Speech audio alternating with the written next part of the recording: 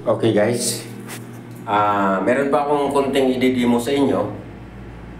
Alam ko para hindi kayo mahirapan, yung iba na hindi pa nila alam kung paano ito i-adjust, no? Kung ano ba yung tubig, magpa-plus ba o hindi, or umaapaw na hindi nyo na control. Okay?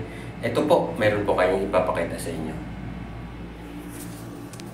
Ito, yan po. Bali, ito yung pipindutan. Siyempre, alam na po nyo yan, no? Ito. Bali, yan lang. Ngayon, ito po yung pinaka-control niya, no? Ito po yung pinaka-control. Yan po yung pinaka-control niya. Ngayon, kapag gusto nyong i-adjust na mas konti pa yung tubig, ito po, kunin ko yung screwdriver, no? Para makita nyo kung paano i-control, diba? Ito lang po. Bali, kung gusto nyo na mas konti pa yung tubig, bawasan nyo, magbawas kayo ng tubig, ito po, yan lang po, i-adjust nyo yan. I-adjust nyo yan, bali papunta rito, pag ganyan po. Yan.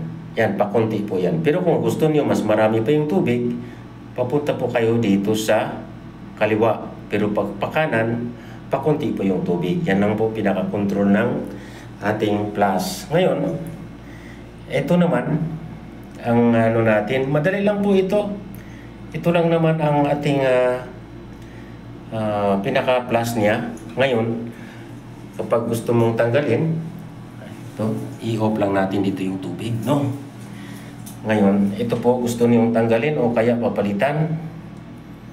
Yan lang po. Ito yung pinaka. Yan, ikutin mo lang yan. Pag ikot mong ganun, yan. Yan po, ikutin mong ganun. Makita mo rin sa ilalim, no? Yan.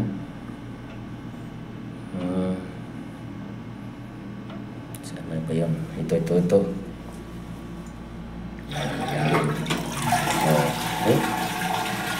So, maaari po lamang, ito po yung pinaka-valve niya, no? Ito yung pinaka-gasket. Pwede mong palitan ito kapag ito ay nagli-leak. Yan po yung puti na yan. Yan po yung pinaka-gasket niya. Pagka nag-leak yung plus mo, pwede mo itong palitan or kaya tanggalin mo lang to at linisin mo lang. Kasi rubber naman yan eh.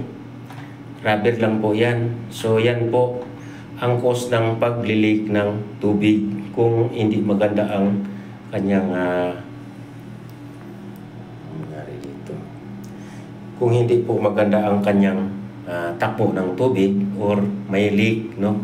So makikita naman po niyo yan. Ngayon ibabalik po natin. Ito po yung pinaka-control niya. Yan po yung pinaka-control. Pag umangat ito, automatic po yung tubig nag-u-off. Nag-u-off po yung tubig. Okay? Yan lang po. Madali lang ng palitan yan. Napakadali po. Ito naman, ito lang po yung basihan nyo kung saan. Ayan, yan. Yung parang ano niya. Pinakalak po niya yan. Yan. I-ganon mo lang. Tingnan mo. Yan. Meron po siyang gap dyan. Yan. Ito. Yan. May gap po yan. Yan. Ganon mo lang. Siya, salpak mo na. Tapos ikutin mo lang. Naglalak na po yan. Ganyan. Naglalak na po yan. Tapos, ito naman, kahit pwede mo rin ilagay rito, pwede rin dyan. Wala pong problema. Basta, importante dito, ito po yung, yan po yung gumagalaw. Yan to po yung naglalak para nag-uup yung tubig. So, yun lang po guys. Maraming salamat sa pagpanood ng aking videos.